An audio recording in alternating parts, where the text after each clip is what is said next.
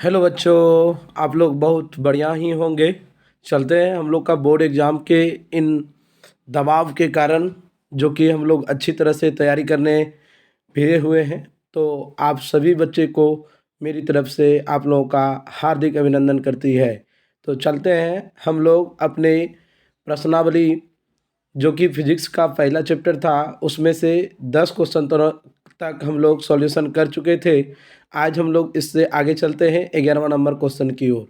तो आप लोग प्यारे बच्चों अच्छी तरह से देख रहे होंगे कि हमको क्वेश्चन क्या दिया है।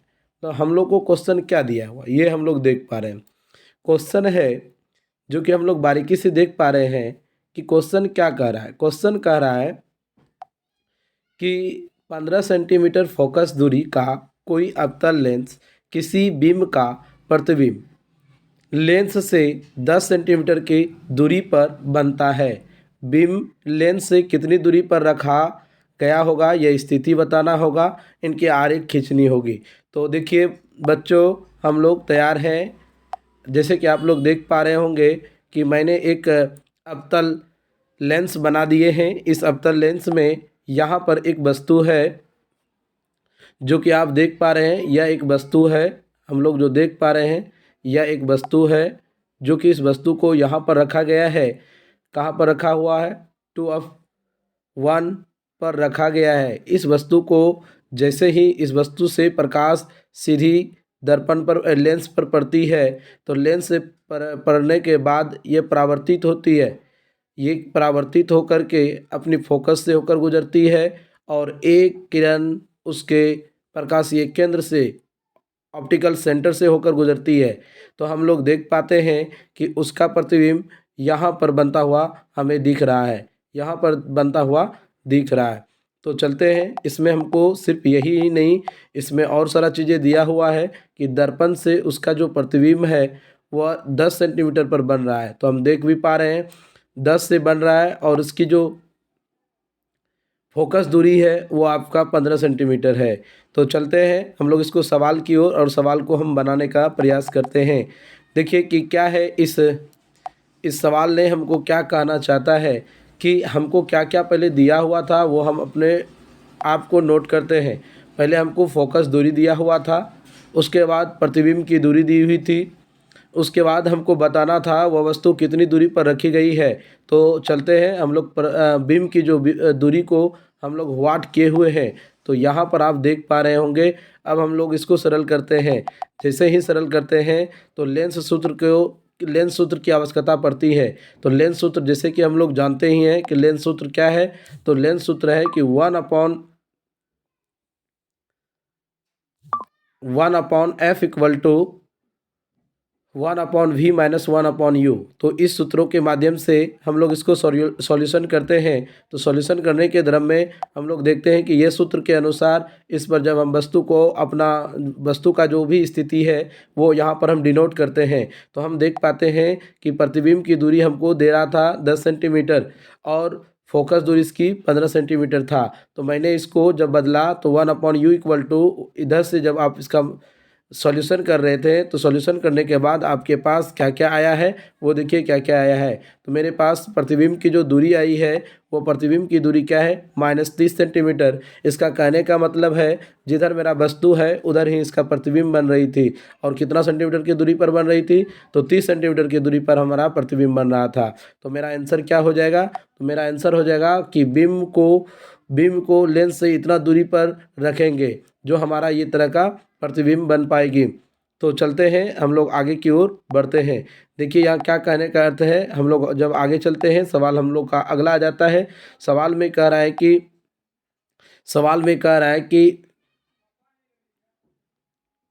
15 सेंटीमीटर फोकस दूरी। तो सबसे पहले हम लोग डिनोट करते हैं कि हमको क्या दिया हुआ है? फोकस दूरी दिया हुआ है। क्या दिया हुआ है? फोकस दूरी दिया हुआ है। दूसरा बात फिर कह रहा है कि किसी उत्तल दर्पण से कोई बीम, उत्तल दर्पण से किसी को रखा गया है। ध्यान रहे उत्तल दर्पण से, तो दर्पण हम लोग को बनाना होगा। तो देखिए हम लोग जब बनाते हैं तो देखिए हम लोग क्या देख पाते हैं कि इसमें से बहुत बारीकी से और अच्छी तरह से हम लोग समझ पाएंगे, जिसमें कि हमको फोकस दूरी दी हुई है और बीम मतलब वस्तु की दूरी दी गई है। फोकस दूरी और बिंब वस्तु की दूरी दोनों हमको दिया हुआ है। तो हमको पूछ रहा है कि प्रतिबिंब, क्या पूछ रहा है?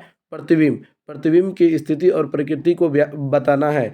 तो इसके लिए हम लोग सरल करेंगे, जैसे कि हम लोग अब जान ही रहे हैं, यहाँ दर्पण सूत्र का प्रयोग होगा। दर्पण सूत्रों का प्रयोग करते हुए हम लोग इसको सरल करेंगे।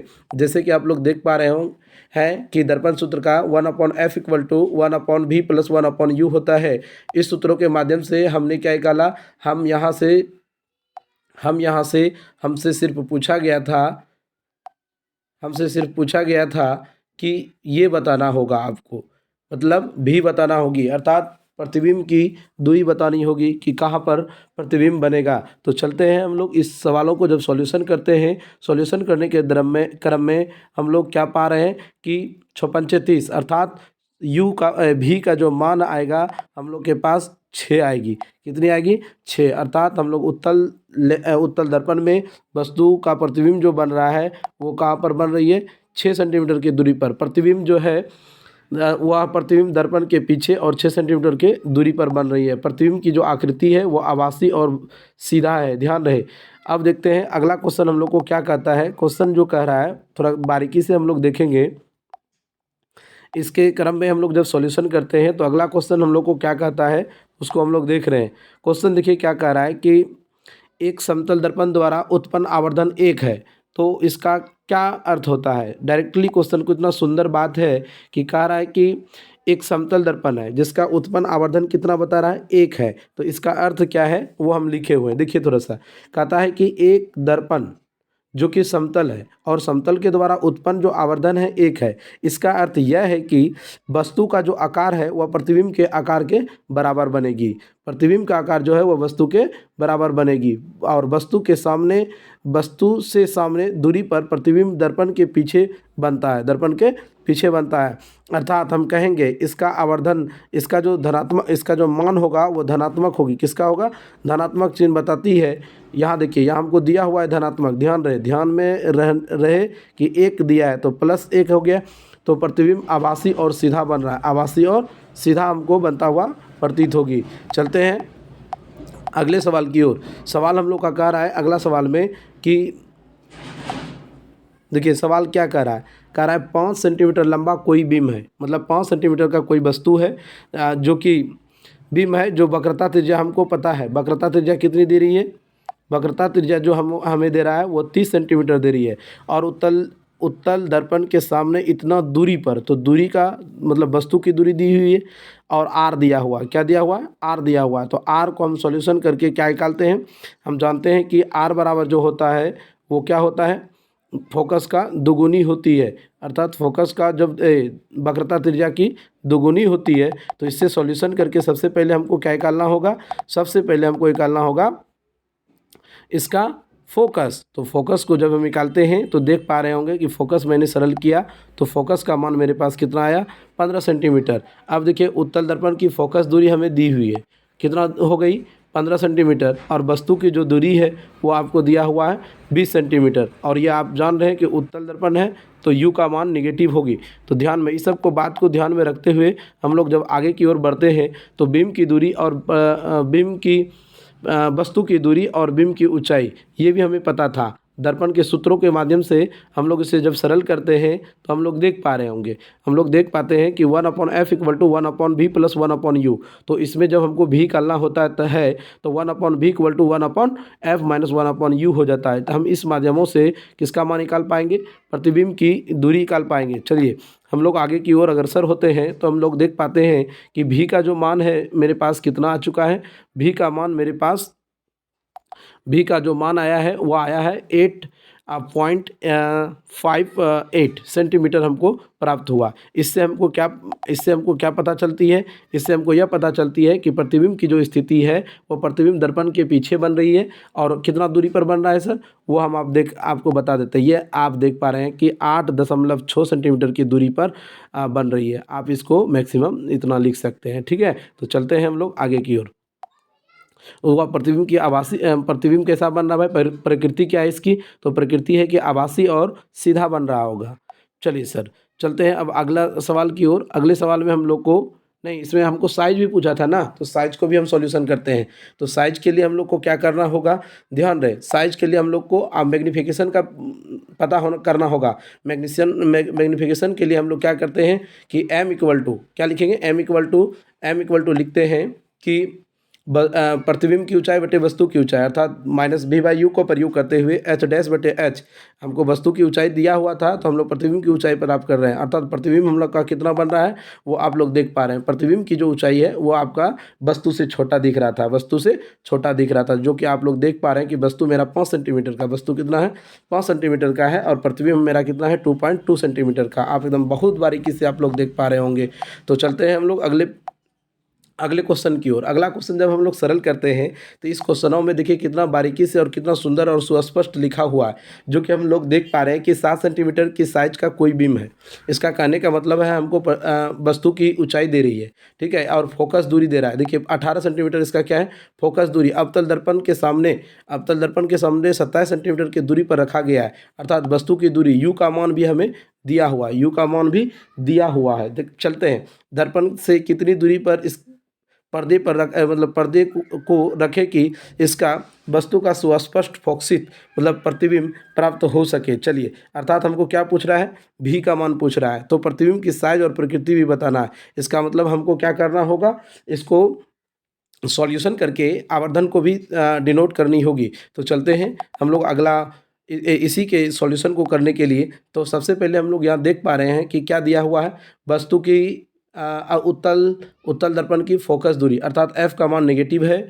उसके बाद फिर हमको वस्तु की दूरी दी हुई है और प्रतिबिंब की ऊंचाई दी हुई है। तो चलते हैं हम लोग दर्पण सूत्र का प्रयोग करते हुए क्या करेंगे, दर्पण सूत्र का प्रयोग करके हम लोग सबसे पहले क्या निकाल लेंगे, भी का मान निकाल लेंगे। जैसे ही भी का मान निकालते हैं तो आप लोग आराम से सरल को करें कीजिएगा, जिसके कारण आपका आराम से सॉल्यूशन होगा, जिसके कारण आपका भी का मान कितना आ पा रहा है, भी का मान जो आ रहा है -54 सेंटीमीटर है। चलते हैं, जब आपका भी का मान आ गया तो आपको क्या सरल करके निकालना होगा, मैग्नीफिकेशन निकालनी होगी, अर्थात आवर्धन निकालना होगा। तो आवर्धन के माध्यमों से हम लोग समझ पाइएगा कि कहाँ पर वस्तु और कैसा किस स्थिति में इसकी प्रकृति को पता कर पाइएगा।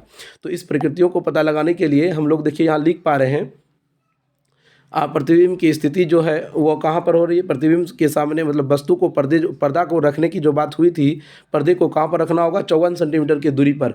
और ये बन कैसा रहा होगा, वो वास्तविक और उल्टा बन रहा होगा। मैग्नीफिकेशन से पता चलेगी वस्तु की क्या ऊंचाई थी। तो चलिए हम इसको सॉल्यूशन करते हैं। तो हम लोग जानते हैं कि आवर्धन बराबर h डैश बटे h बराबर क्या होता है, -b/u। जब इसको सॉल्यूशन करते हैं और आराम से हम लोग देख पा रहे होंगे कि यहाँ हम लोग का जो मान आया, प्रतिबिंब की जो ऊंचाई है वो आपका क्या मिल पा रहा है, वो हम लोग को मिल पा रहा है कि 14 सेंटीमीटर है। इसका कहने का मतलब मेरा वस्तु कितना का है, 7 का है, लेकिन इसका प्रतिबिंब कितना बन रहा है, 14 बन रहा है। तो इसका कहने का मतलब उसका दुगुना प्रतिबिंब वस्तु से प्रतिबिंब से बीम से प्रतिबिंब दुगुनी है, अर्थात हम कह सकते हैं कि यह प्रतिबिंब आवर्धित और बीम से बड़ा बन रहा है, मतलब वस्तु से बड़ा प्रतिबिंब बन रहा है। चलिए तब अगला क्वेश्चनों को हम सरल करते हैं। देखिए अगला क्वेश्चनों में हम लोग को क्या कह रहा है कि एकदम बहुत बारीकी से और सरल तरीके से आप लोग देख पाइएगा, हम अच्छे तरीके से सॉल्यूशन कर रहे हैं, जिसमें कि आपको कहीं तकलीफ नहीं होने देंगे। देखिए क्या है, हमको क्षमता दिया हुआ है, क्षमता मतलब उसकी पी का मान वैल्यू हमको दिया है -2 डायप्टर। लेंस की SI मात्रक है, डायप्टर है, इसका मतलब किस प्रकार की लेंस है। देखिए लेंस की प्रकृति बताने के लिए कह रहा है। तो चलिए हम लोग सॉल्यूशन करते हैं इस माध्यमों में जो दिया हुआ है। तो सबसे पहले हम लोग को पी दिया हुआ, क्या दिया हुआ है, पी, और पी कितना दिया हुआ है, -2.0 डायप्टर, अर्थात पी बराबर हम लोग क्या जानते हैं सर, पी बराबर जानते हैं कि 1/f होता है। जब हम इसको सॉल्यूशन करते हैं तो मेरे पास क्या आता है, मेरे पास देखिए बहुत बारीकी से आराम से आ रहा है कि f का वैल्यू जो मेरा आ रहा है वो कितना आ रहा है सर, f का जो वैल्यू है वो मेरे पास 0.5 मीटर आ रही है। अर्थात हम अगर सेंटीमीटर में बात कहें तो सेंटीमीटर में मेरी कितनी होगी 50 सेंटीमीटर, और मीटर में बात करें 0.5। अर्थात इससे हमको क्या पता चल रही है, यहाँ ऋणात्मक फोकस आ रहा है, क्या आ रहा है, ऋणात्मक फोकस आ रहा है। जब ऋणात्मक फोकस आ जाता है तो हम इसका क्या कहेंगे, आभासी लेंस है। क्या कहेंगे, आभासी है, एकदम अवतल अवतल लेंस का ये दिया गया था क्वेश्चन, अर्थात मेरा क्वेश्चन में पूछ रहा था हमको लेंस बताइए क्या है, तो हम लोग यहाँ आराम से जाने कि वह कौन सा लेंस था, अवतल था। चलते हैं इसी तरह से आपको अगले क्वेश्चन की ओर। अगले क्वेश्चन में देखिए क्या कह रहा है हम लोग का, क्वेश्चन में देखिए कितना सुंदर बात कह रहा है और अच्छे तरह से लिखा हुआ है कि कोई डॉक्टर ने एक व्यक्ति को बताया होगा कि उसकी आँख की जो क्षमता है, मतलब आँख की जो मतलब चश्मे की जो क्षमता है वो आपको बताया जा रहा है कि 1.5 डायोप्टर क्षमता वाली एक संश्लेषित लेंस की निर्धारित करनी होगी, जिसमें लेंस के लिए फोकस दूरी ज्ञात कीजिए और निश्चित है निर्धारित कीजिए कि लेंस जो है उसमें कौन सी लगा है, चाहे अब अभिसारी है या अपसारी है। चलिए इन सारी चीज़ों को हम सॉल्यूशन करते हुए आगे देखते हैं, जिसमें हमको क्या मान दिया हुआ था, क्षमता दी हुई थी। क्या दी हुई थी, क्षमता। पी से हम लोग सबसे पहले क्या निकाल लेंगे, एफ। पी से सबसे पहले क्या निकालेंगे, एफ। जैसे ही एफ निकालते हैं तो हम लोग को देख पा रहे हैं कि हम लोग को क्या दिया हुआ, हम लोग को इकला एफ का जो मान है वो इकला मेरा 67 सेंटीमीटर, 67 सेंटीमीटर, अर्थात एकदम बहुत सुंदर स्पष्टों में कह सकते हैं कि 67 सेंटीमीटर, तो मीटर में हम लोग इसको ये लिख सकते हैं। चलिए अब आगे चलते हैं। आगे में हम लोग का देखिए इसको बताना था कि धनात्मक चिन्ह यह बताती है कि यह जो लेंस है वो अभिसारी है। क्या है, यह लेंस अभिसारी है। बहुत बारीकी से और अच्छे तरीके से आप लोग समझ रहे होंगे। अगले क्वेश्चन बहुत एकदम छोटा, एकदम ये जो बात है ये महत्वपूर्ण बात है, जो कि आप लोग छोटे छोटे क्वेश्चनों को, जैसे 2 नंबर एग्जाम में 2 नंबरा के नाम से इसको जाना जाता है, 2 नंबरे में हम लोग को ये सब क्वेश्चन पूछा जाएगा। ध्यान रहे कि आप लोग बारीकी से समझिएगा और बहुत महत्वपूर्ण क्वेश्चनों को हम लोग सॉल्यूशन किए हैं। आपको एकदम बहुत बारीकी से और सरल तरीके से हम लोग को समझाने का प्रयास कर रहे हैं। तो चलते हैं कि हम लोग का क्वेश्चन क्या कहता है। क्वेश्चन कहता है कि आपतित किरण क्या है। देखिए कितना आसान बात है, आपतित किरण, जो कि हम लोग बहुत बार इसका हम लोग बात कर चुके हैं। आपतित किरण क्या है, तो आपतित किरण को हम बताए हुए हैं और अच्छे तरह से लिखे हुए हैं कि आपको कहीं तकलीफ होने नहीं देंगे। देखिए कितना स्पष्ट है, कहता है कि प्रकाश स्रोत से किसी दी गई सतह पर डालने वाली किरण को ही हम लोग आपतित कहते हैं, अर्थात किसी सतह पर आ रही किरण को आपतित किरण के नाम से भी जानेंगे। चलिए अब आता है अगला क्वेश्चन, जो है आपको अगला क्वेश्चनों में आप लोग देखिएगा क्या कह रहा है। दूसरा क्वेश्चन है, दूसरा क्वेश्चनों में हमको कह रहा है कि परावर्तित किरण क्या होता है, जो सीधे एकदम पूरा स्पष्ट शब्दों में हमने इसलिए छोटे छोटे बातों को भी परिभाषित किए हैं, क्योंकि बच्चा का होता क्या है कि बच्चा खाली सुन लेता है लेकिन याद नहीं रख पाता, इसलिए हमने बहुत बारीकी से और सरल तरीके से हमने लिख दिया है कि बच्चे को आराम से ये स्पष्ट रूप से समझ में आ सके और जान सके और लिख सके। एग्जाम में सिर्फ सुना हुआ ज़्यादातर तो काम देती है, लेकिन बच्चा भूल जाता है, इसके लिए हमने लिख भी दिए आराम तरीके से, जो कि बच्चा सुस्पष्ट रूप से समझ सके और देख सके। देखिए इसमें हमने क्या लिखा है कि आपतित बिंदु पर, देखिए कितना सुंदर बातों में लिखे हैं कि आपतित बिंदु पर आपतित किरण जब परावर्तित होती है तो उसी माध्यम में क्या हो जाती है, उसी माध्यम में परावर्तित होती है। अर्थात सीधी सी बात जानिए ना, हमने यहाँ जो लिखा है उसको थोड़ा गौर कीजिएगा। और हमने क्या लिखा है, यहाँ हमने सीधा सा बात बताया कि किसी सतह पर प्रकाश की किरण जब पड़ती है, किसी सतह पर जब प्रकाश की किरण पड़ती है तब क्या होता है, ध्यान दीजिएगा। जब किसी सतह पर प्रकाश की किरण पड़ती है तो पड़ने के बाद वह प्रकाश पुनः उसी माध्यम में लौट जाना ही प्रकाश का क्या कहलाती है, परावर्तन कहलाती है, जो कि हम स्पष्ट रूप से पहले भी हम आपको बताए थे, जिस समय आप लोग न्यूमेरिकल सॉल्यूशन कर रहे थे, परावर्तन के बारे में कुछ बात किए थे। चलते हैं हम लोग अगले क्वेश्चन के अनुसार, अगला क्वेश्चन ने क्या कहा और उसके अनुसार से हम लोग उसको सॉल्यूशन करेंगे। देखिए क्वेश्चन क्या है हम लोग का, कहता है किसी दर्पण का नाम बताइए, किस उस दर्पण का नाम बताइए जो वस्तु सीधा तथा आवर्धित प्रतिबिंब बना सके। देखिए बिंब सीधा है और उसका प्रतिबिंब बना सके। देखिए कितना सुंदर बात कहा, और ये क्वेश्चनों को ध्यान से देखिएगा ना तो आप लोग आराम से समझ पाइएगा। देखिए सीधा सा बात आप उसको बता दीजिएगा कि वह कौन सा है, इस तरह का घटना कब हो सकती है, अवतल दर्पण में हो सकता है। चलते हैं अगला क्वेश्चनों की ओर। अगला क्वेश्चनों ने हमें क्या कह रहा है, देखिए अगला क्वेश्चन कह रहा है कि वाहनों में उत्तल दर्पण ही क्यों लगाया जाता है। आप अब बताइए, पहले भी आप लोग अगले वीडियो में देखे होंगे कि इसका बात कहा था और इसी का प्रयोग हुआ था, और जो कि न्यूमेरिकल सॉल्यूशन को किए थे।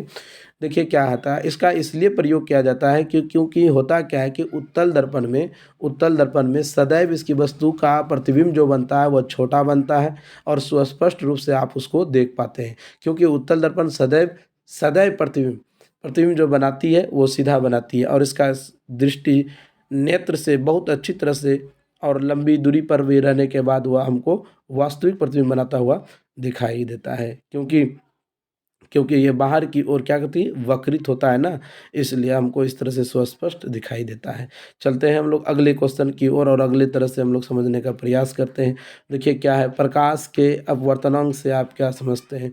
और अपवर्तनांक का भी हमने आप लोग को बात बताए थे कि किसी पारदर्शी सतह पर, क्या बताए थे, किसी पारदर्शी सतह पर, जैसे मान लिया कि एक स्लेब है, इस स्लेब पे क्या कर रही है, प्रकाश की किरण आपतित हो रही है, क्यों रही है, आपतित हो रही है। और आपतित होने के बाद हम क्या जानते हैं, आपतित होने के बाद वह अपनी एक माध्यम या लम्ब डालने के बाद अपनी दिशा से क्या हो जाती है, थोड़ा सा विचलित हो जाती है। लेकिन इसको जाना था सीधा, लेकिन वो सीधा नहीं जा करके थोड़ा सा वो मुड़ा हुआ प्रतीत होता है। ये अपवर्तनांक के नाम से जाना जाता है। तो सीधा सा बात आप क्या कहिएगा, किसी पारदर्शी सतह पर पड़ने के बाद वो प्रकाश की किरण अपने मार्ग से विचलित हो जाना ही प्रकाश का अपवर्तन के नाम से जानते हैं। चलिए हम लोग कुछ डिफिनेशन के अनुसार जानते हैं, इसको हम लोग जान ही लिए। अब आपके बात आता है अपवर्तनांक क्या होता है, क्या होता है अपवर्तनांक। ये क्वेश्चन को देखिए क्या कर रहा है, क्वेश्चन कर रहा है अपवर्तनांक। जब प्रकाश की किरण एक माध्यम से दूसरे माध्यम में जाती है तो यह अपने मार्ग से क्या हो जाती है, विचलित हो जाती है। विचलित का अर्थ होता है, विचलित का जो अर्थ है वह होता है अपने मार्ग से मुड़ जाना, अपने मार्ग से कुछ मुड़ जाना। एक माध्यम से दूसरे माध्यम में जाने के बाद उस चाल पर निर्भर करती है। अतः अपवर्तनांक उन माध्यमों में प्रकाश की चाल के अनुपात को अपवर्तनांक के नाम से जाना जाता है। ध्यान से सुने होंगे तो आप लोग जान जाइएगा। अपवर्तनांक का कहने का अर्थ होता है कि देखिए मतलब सीधी सी बात है कि एक स्लेब है। चलिए एक स्लेब में क्या होता है कि ये बाहर में उसकी प्रकाश की चाल कुछ अलग होगा, लेकिन वही प्रकाश जब इसके इस स्लेब के अंदर प्रवेश करेगी तो उस चाल में कुछ परिवर्तन हो जाएगा। इसी चाल के अनुपात को हम लोग अपवर्तनांक के नाम से जानते हैं। चलते हैं कि अगला क्वेश्चन क्या है। अगला क्वेश्चन है कि जब प्रकाश की किरण एक माध्यम से दूसरे माध्यम में जाती है तो किस प्रकार मुड़ती है। तब देखिए अब आप निर्भर करती है प्रकाश की चाल और उन माध्यमों पर। तो ध्यान दीजिएगा, कहने का क्या अर्थ है कि जब प्रकाश की किरण एक माध्यम अर्थात विरल माध्यम से जब सघन माध्यम में जाती है, तो मान लिया जाए कि ये क्या है, हवा है, क्या है, इधर बाहर में क्या है, वायु है। जब वायु से किसी कांच के स्लेब में घुस जाएगा, जब कांच के स्लेब में प्रकाश की किरण प्रवेश करेगी तो बाहर वाला भाग मेरा क्या है, बाहर वाला मेरा जो भाग है वो आपका विरल है, बाहर विरल है। और जब अंदर चला जाएगा तो ये क्या है, सघन हो जाएगा। क्या हो जाएगा, ये सघन, अर्थात हम इसको ऐसे समझ सकते हैं, ये सघन है। ओके, आप लोग इस रूप में सघन को समझ सकते हैं। तो सघन हो जाएगा। जब प्रकाश विरल माध्यम से सघन माध्यम में प्रवेश करती है तो वह उसकी चाल में कमी आ जाती है। जब चाल में कमी आती है, कोई प्रकाश चाहता है कि हम सीधे निकल जाए, लेकिन सीधे निकलने नहीं देता है, तो वह क्या होती है, अपनी मार्ग से थोड़ा सा विचलित हो जाता है। क्या हो जाता है, विचलित हो जाता है। और इसी विचलित होने के कारण वो हम लोग क्या कहते हैं, मुड़ना, अर्थात हम कहते हैं कि यह एक स्लेब था, स्लेब में प्रकाश आ रही थी, इसी पर जब अभिलंब डाला गया तो हमको पता ऐसे दिखाई दिया, अर्थात हमको यहाँ पर मुड़ा हुआ प्रतीत हुआ, अर्थात यह अभिलंब की ओर मुड़ जाती है। ठीक है, आप लोग बहुत बारीकी से समझ पा रहे होंगे और बहुत अच्छे तरीके से समझ पा रहे होंगे। ये था हमारा 7वां नंबर क्वेश्चन। अगला देखते हैं। अगला क्वेश्चन में हमको क्या कह रहा है, बताइए प्रकाश के परावर्तन के नियम के बारे में बताइए, प्रकाश के परावर्तन के नियम के बारे में। तो नियम क्या है, नियम इसका 2 है। प्रकाश के परावर्तन के कितने नियम है भाई, 2 नियम। क्या है कि ये देखिए एक सुंदर सा बात है कि एक एक सतह है, ये जो कि हम मान लें कि ये कोई चिकनी सतह है और चिकनी सतह पर क्या हो रही है, प्रकाश आपतित हो रही है। प्रकाश क्या हो रही है, आपतित। जैसे ही आया वो अपनी इस माध्यम से फिर क्या हो गया, परावर्तित हो गया। लेकिन जैसे आया जिस माध्यम से, जैसे हवा में था तो हवा में आया और हवा में फिर चला गया। और इसी जिस बिंदु पर आया उसको हम किस नाम से जानते हैं, आपतन बिंदु। किस नाम से जानते हैं, आपतन, आपतन बिंदु। और ये आने वाली किरण को किस नाम से जानते हैं, आपतित किरण। किस नाम से, आपतित किरण के नाम से जानते हैं। ये जो है आपतित, आपतित। और ये हुआ परावर्तित, परावर्तित है, ध्यान दीजिएगा। तो इस तरह से हम लोग क्या किए और बहुत बारीकी से इनके बारे में समझा। लेकिन इसके परावर्तन के नियम क्या है, ये तो हम आपको चित्र के माध्यम से समझाया, लेकिन मैंने एकदम सुस्पष्ट रूपों से लिखे हैं। देखिए क्या लिखे हैं, लिखने का प्रयास किया है कि प्रकाश के परावर्तन के 2 नियम हैं। पहला नियम है कि आपतन कोण बराबर परावर्तन कोण। सदैव क्या होती है, कोण आई बराबर जो होता है वो कोण आर होता है, जो कि आप लोग यहाँ देख पा रहे हैं। चलते हैं इसके आगे चलते हैं। ये एक पहला नियम था। दूसरा नियम में क्या कह रहा है कि आपतित किरण दर्पण के आपतन बिंदु पर अभिलंब तथा परावर्तित किरण एक ही तल पर होते हैं। इसका कहने का जो मतलब है वो देखिए, ये आपने खींचा, इसी पर जब हमने क्या किया, प्रकाश को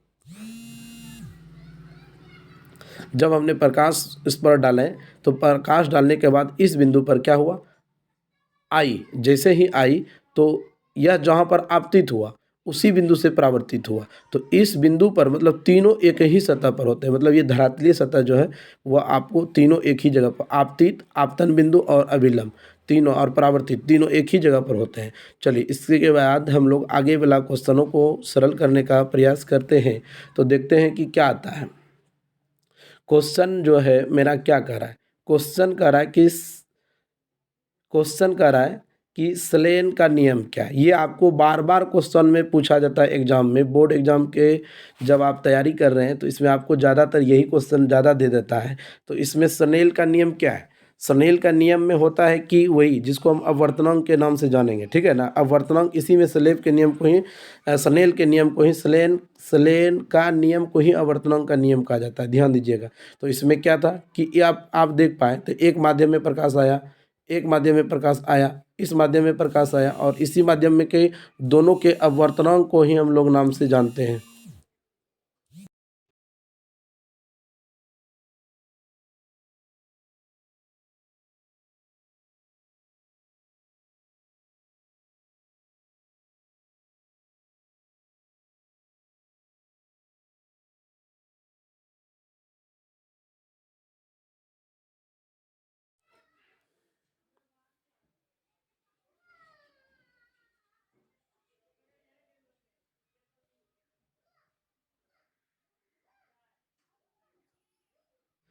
चलते हैं स्लेब में, जैसे जैसे कि हम आपको बताए थे, स्लेन के नियम को ही क्या कहा जाता है, अपवर्तनांक का नियम कहा जाता है। तो अपवर्तनांक के नियमों में हम लोग जानते हैं कि क्या होता है कि मान लिया जाए कि ये कांच की एक स्लेब है, ठीक है। इस स्लेब में प्रकाश जैसे ही आपतित हुआ, ओके, क्या हुआ, आपतित हुआ, जैसे ही आपतित हुई तो हम लोग क्या जान रहे हैं कि प्रकाश की चाल बाहर में जो होगा उसका अलग होगा, ओके, और प्रकाश की चाल अंदर में जो होगी उस सबका अलग होगा। तो दोनों के चाल के अनुपात को ही स्लेन के नियम से जाना जाता है, ओके। तो यही बात को हमने परिभाषित किया है, जो कि आप लोग आराम से देख पा रहे होंगे। देखिए, देख लीजिए, जब प्रकाश की किरण किन्हीं दो माध्यमों के सीमा तल से जब तिरछी आपतित होती है तो आपतित कोण की जिया जो होते हैं और अपवर्तनांक की जिया होती है, उन्हीं जिया के अनुपात को ही हम लोग क्या कहते हैं, स्नेल के नियम से जाना जाता है। तो जिया का मतलब क्या होता है सर, तो जिया देखिए, यहाँ आपतित हुआ और यहाँ से एक अभिलंब हमने खींच दिया, एक अभिलंब खींचा, फिर यहाँ से प्रकाश ऐसे मुड़ गया, तो आप लोग देख पा रहे होंगे कि यहाँ पर बना कोण और यहाँ पर बना कोण, कोण को ही हम लोग जिया के नाम से जानते हैं, ओके। तो साइन जिया, साइन आई बटे साइन आर, अर्थात इसी स्नेल के नियम से जाना जाता है। क्या होता है, साइन साइन आई बटे साइन आर, और ये आप जान रहे हैं आपतित और ये अपवर्तित, यहाँ जानिए। चलिए ठीक, रिफ्रैक्शन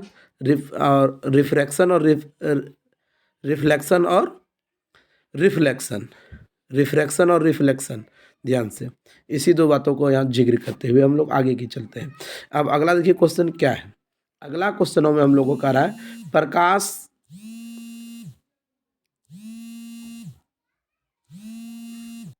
तो देखिए क्या है, अगला क्वेश्चनों में हम लोग को जो कह रहा है वो देखिए क्या है, प्रकाश के अपवर्तन का नियम में आप लिखिए, प्रकाश के अपवर्तन का, उसमें हम परावर्तन के बारे में जाने थे, अपवर्तन के भी हम लोग देखेंगे, वही दो नियम है। क्या है कि प्रकाश के अपवर्तन के दो नियम हैं, आपतित किरण और अपवर्तित किरण और आपतन बिंदु, ये अभिलंब तीनों एक ही तल में होते हैं, ठीक है। ये आपका फर्स्ट हुआ। दूसरा क्या होता है, तो दूसरा ही हम लोग कहते हैं स्नेल का नियम, ठीक है। तो अपवर्तन के दूसरा रूल को ही हम लोग स्नेल के नियम से जानते हैं। तो स्नेल का नियम क्या है, मैंने आप लोग को पहले ही बताया है, ये मेरा दूसरा नियम में आता है, अपवर्तन का सेकेंड रूल के अंतर्गत आता है। चलिए तो हम लोग चलते हैं अगला क्वेश्चनों में। अगला क्वेश्चन देखिए क्या है। अगला क्वेश्चन में कह रहा है कि निम्न में निम्नलिखित प्रश्नों का उत्तर दीजिए। तो उत्तर देने के क्रम में पहले देखिए क्या है, किस दर्पण में वास्तविक तथा उल्टा प्रतिबिंब बनता है, ये हमसे क्वेश्चन पूछा हुआ है। ठीक है, ये पहला क्वेश्चनों को हम लोग पहले सरल करते हैं, तब हम आपको दूसरा क्वेश्चन दिखाते हैं। तो पहला क्वेश्चनों में क्या हुआ, तो सीधा सा बात लिखेंगे, दर्पण का जो प्रतिबिंब है वो आपका जो यहाँ जो आप पूछे थे, यहाँ जो आप पूछे हुए हैं कि किस दर्पण का है, उल्टा और वास्तविक। तो उल्टा और वास्तविक सबसे पहले हम लोग कह देंगे उत्तल में। किस में कह देंगे, उत्तल में। चलिए दूसरा क्वेश्चन जो है उसको हम सरल करते हैं। दूसरा क्वेश्चन में क्या है, किस दर्पण का फोकस दूरी सदैव धनात्मक होती है। तो सीधी सी बात है कि किस दर्पण का बात हो रहा है कि जो धनात्मक बताएगी। आप एकदम बता दीजिए आराम से कि वह जो है उस दर्पण का नाम बताइए जो कि हमको पूछ, अच्छा यहाँ क्वेश्चन था ना, तो यहाँ देखिए उत्तल, क्या बता देंगे, उत्तल। आराम से दूसरा नंबर भी सॉल्यूशन हो गया। तीसरा नंबर में क्वेश्चन क्या है बाबू, तो देखिए तीसरा नंबर में क्वेश्चन है, कह रहा है कि दर्पण का बिंब, दर्पण का जो बिंब ऋणात्मक मान क्या बताती है। तो सीधी सी बात है, ऋणात्मक का कहने का है वह जो है ये बिंब सदैव दर्पण के सामने बाईं ओर बनी मतलब बिंब जो है वह बाईं ओर ही रहती है। अर्थात ऋणात्मक चीज़ हमें यह बताती है कि जो कोई भी दर्पण है उस दर्पण का क्या हो रहा है, बाईं ओर, मतलब इस तरफ, किस तरफ, तो इस तरफ, जैसे इधर नहीं, इधर नहीं, इधर नहीं, इधर इस तरफ बन रही है। चलिए ये हमें बताती है। चलिए अगला क्वेश्चन क्या है, उस दर्पण का नाम बताइए जिसकी फोकस दूरी ऋणात्मक होता है। तो फोकस दूरी ऋणात्मक होने का मतलब एफ, ध्यान रहे एफ का मान ऋणात्मक कब होता है, तो एफ का मान तभी ऋणात्मक होता है जब वह दर्पण क्या हो जाए, अवतल हो जाए। क्या हो जाए, अवतल। चलते हैं अगला क्वेश्चन की ओर। हम लोग क्या क्वेश्चन में है, क्वेश्चन है क्वेश्चन है कि लेंस की क्षमता क्या है, इसकी एसआई मात्रक क्या है। तो चलिए क्षमता की बात जब कही गई तो हम लोग देखिए इसमें जो लिखे हैं, क्या लिखे हैं पहले क्षमता के बारे में, किसी लेंस के द्वारा प्रकाश की किरण अभिसरण या अपसरण करने की मात्रा को डिग्री को उसी क्षमता कहते हैं। ध्यान दीजिएगा, मैंने कहा कि चाहे वो आ रही है और जा रही है तो इन्हीं को डिग्री के रूप में लिखा गया। यह किरण लेंस के फोकस के व्युत्क्रम है। यह जो है फोकस के व्युत्क्रम, मतलब एफ जो है वो क्या है, नहीं पी जो है मेरा क्या है, पी जो है वह फोकस का क्या है, व्युत्क्रम, मतलब उल्टा है, उल्टा है उनकी क्षमता है। और इसका एसआई मात्रक हम लोग जान रहे हैं डायप्टर है। क्या है, डायप्टर है। और डायप्टर को किससे संकेत करते हैं, क्षमता को किससे संकेत करते हैं, पी से। किससे संकेत करते हैं, पी से। चलिए अगला क्वेश्चन, और बहुत बारीकी से अच्छी तरह से अच्छे ढंग से आप लोग सीख पा रहे होंगे। अब हम लोग का जो क्वेश्चन है, अगला क्वेश्चन देखिए क्या है, वह क्वेश्चन है कि किस किस लेंस की क्षमता धनात्मक होती है, किस लेंस की क्षमता धनात्मक होती है। तो देखिए हमने क्या लिखा है, उत्तल का। किसका होता है, उत्तल का। किस लेंस की क्षमता ऋणात्मक होती है, तो सीधा सा बात अवतल का। अब देखिए क्वेश्चन है, क्वेश्चन देखिए क्या है, क्वेश्चन है कि किस लेंस की क्षमता +2 डायप्टर है, तो वह कौन सा लेंस होगा। तो आप अभी तुरंत जस्ट देखें कि धनात्मक जो बता रही है वो उत्तल लेंस, तो मेरा क्या हुआ, उत्तल लेंस हुआ। देखिए यहाँ पे लिखे है ना उत्तल लेंस, और उसकी फोकस क्या हो जाएगी। आप फोकस कैसे निकालेंगे सर, तो फोकस बराबर हमने आपको बताया था, हाँ फोकस बराबर बताया था, पी का जो वैल्यू है 1/f होता है। अर्थात आप एफ चाहिए तो पी को यहाँ और एफ को वहाँ दे दीजिए। जैसे ही देते हैं तो क्या आता है, देखिए तो थोड़ा सा, तो आप लिख सकते हैं कि एफ बराबर 1/p। ओके, आप इसको सॉल्यूशन कर दीजिएगा तो आप सॉल्यूशन आराम से पा पाइएगा। 1/2 अर्थात 0.5 मीटर।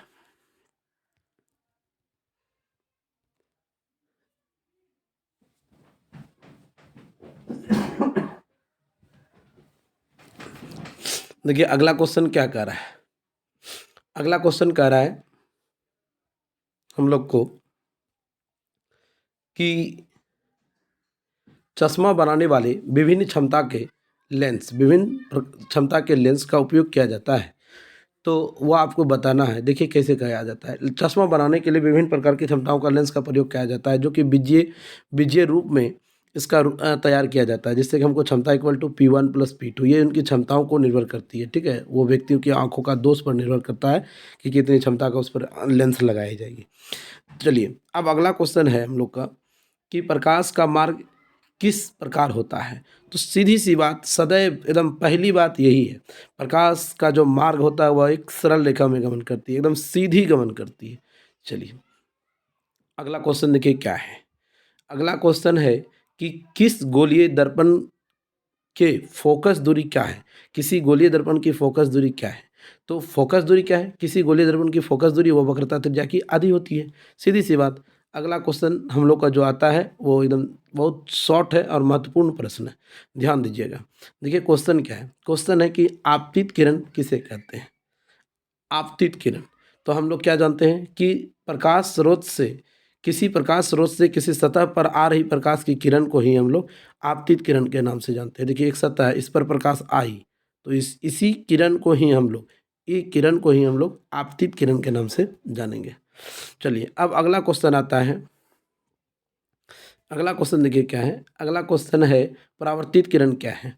तो ये भी हमने आपको बताया है। परावर्तित किरण क्या है, किसी सतह पर पड़ के प्रकाश की किरण उसी माध्यम में लौट जाना ही क्या कहलाती है। ये आई और ये लौट जाना, ये लौट जाना ही परावर्तित किरण है। चलिए, अगला क्वेश्चन है उस दर्पण का नाम बताइए जो बीम का सीधा और आवर्धित प्रतिबिंब बनाता है। तो वो सीधी सी बात है, कौन सी है, अवतल है। अब देखिए,